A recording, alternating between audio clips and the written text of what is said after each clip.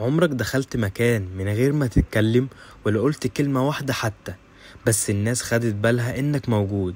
في نوع من الناس جاذبيتهم مش بصوتهم ولا بلبسهم ولا حتى بشكلهم، جاذبيتهم بتبقى نابعة من جواهم. بس السؤال الحقيقي هنا ان ازاي تكتشف الجاذبية اللي جواك.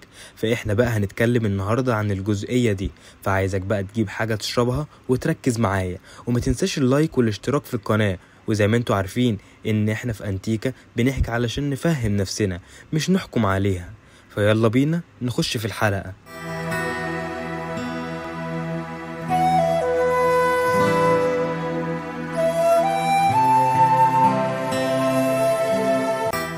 اكتر خرافة منتشرة ان الجاذبية حاجة بتتولد بيها، بس في الحقيقة الجاذبية بتتبني من وعيك بنفسك مش من شكلك.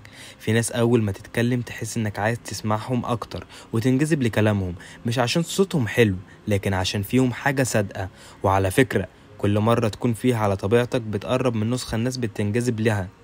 وممكن احكي لك موقف حصل بالفعل.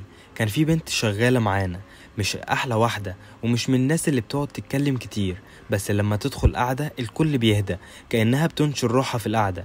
وعارف لما سألتها قالت ايه؟ قالت لي انا ببص في عيون الناس واسمع بقلبي مش بوداني بس. لما تسمع الناس بصدق هم كمان بيحسوا بيك بصدق.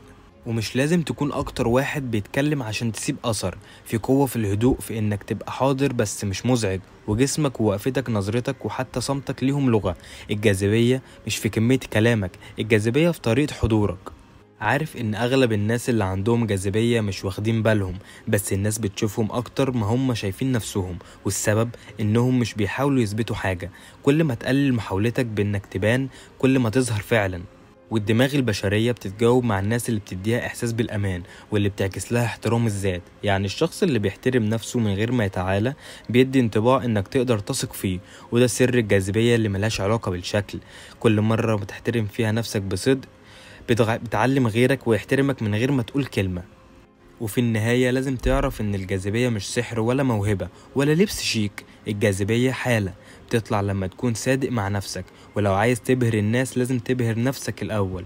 وبس كده، وهنا بنيجي لنهاية حلقتنا، وأتمنى الحلقة تكون عجبتكم، وإلى اللقاء في الحلقة القادمة.